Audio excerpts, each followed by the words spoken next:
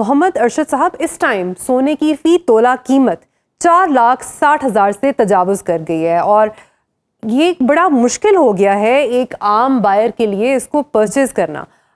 आपकी पाकिस्तानी मार्केट जो है वो इस टाइम बड़ी स्लो होगी as a result. Jewellers association के पास क्या हिकमत अमली है इसको काउंटर करने की? बिस्मिल्लाहिर्रहमानिर्रहीम जी, सबसे पहले तो आपका बहुत शुक्रिया कि आपने आज अपने प्रोग्राम में मदद किया। देखिए, इस वक्त जो जनरल कंडीशंस है ना, वो ये है कि मार्केट में अप डाउन बहुत ज़्यादा है।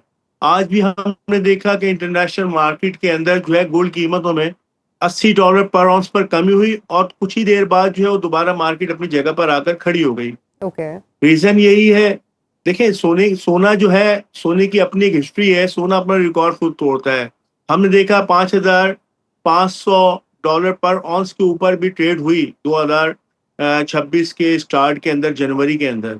लेकिन आज हम जो ट्रेड कर रहे हैं 4390-92 पर खड़े हुए हैं हम।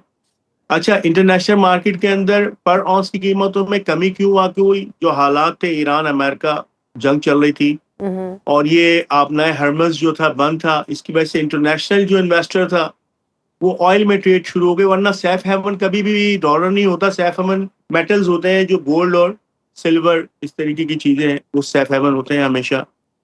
और जंगी सूरत हाल में यही देखा जाता है कि सबसे ज्यादा कीमतें जो बढ़ती हैं वो गोल्ड की बढ़ती हैं। लेकिन इस बार उल्टा हुआ, क्योंकि इन्वेस्टर का जो दबाव था वो ऑयल की कीमतों पर था। इस वजह से सोने की कीमतें जो है नीचे आई और हमने देखा कि $3,980 पर ऑन्स पर भी ट्रेड हुआ गोल्ड। ठीक लेकिन है। दोबारा जब मामला बेहतरी की तरफ जाने शुरू हुए और कुछ मिसबत पोजीशंस नजर आई, तो सोने ने वापस अपनी जगह मूव करना शुरू कर दिया और आज हम $4392 पर ऑन्स पर ट्रेड कर रहे हैं। और ठीक मैं है। समझता हूँ आने वाले दिनों में अगर ये $4350 पर मार्केट कुछ टाइम स्टे करती है तो $4400 और $4500 भी हम देख सकते हैं नेक्स्ट वीक में। इंटरनेशनल प्राइसेस जो हैं गोल्ड की वो तो इफेक्ट करती ही हैं लोकल प्राइस को मार्केट में। इसके अलावा रुपए की वैल्यूएशन या डॉलर की कैपिटल फ्लाइट, और अगर आपके जहन में कोई और भी फैक्टर्स हैं जो इसको इम्पैक्ट करते हैं तो उस पर ज़रा रोशनी डाल दीजिएगा प्लीज़। मैं ये कह रहा हूँ कि देखें, इस वक्त पाकिस्तान के अंदर अगर हम गोल्ड सेक्टर की बात करें और एक्सपोर्ट की बात करें तो सिर्फ 20 या 22 लोग हैं जो एक्सपोर्ट कर रहे हैं।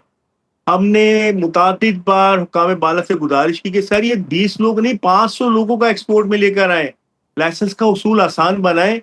हमारा सेक्टर जो है इसमें इतने काबिल लोग हैं, हम ऐसी ज्वेलरी हमारे पाकिस्तान में बनती है इसकी दुनिया के अंदर बहुत ज्यादा डिमांड्स हैं, हम रेवेन्यू कलेक्ट कर कर ला सकते हैं।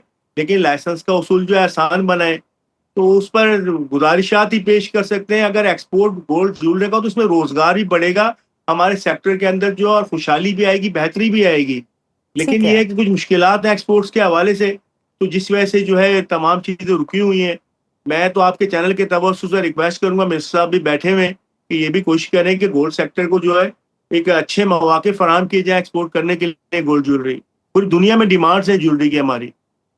ठीक हो और गया। सेकंड जो आपने कहा बिल्कुल ऐसे ही है कि डॉलर से कन्वर्ट होकर पाकिस्तान के अंदर गोल्ड रेट खुलते हैं और रोजाना की बुनियाद पर खुलते हैं और तमाम चीज़ें जो है वो इफेक्ट करती हैं, पीकेआर भी और डॉलर भी।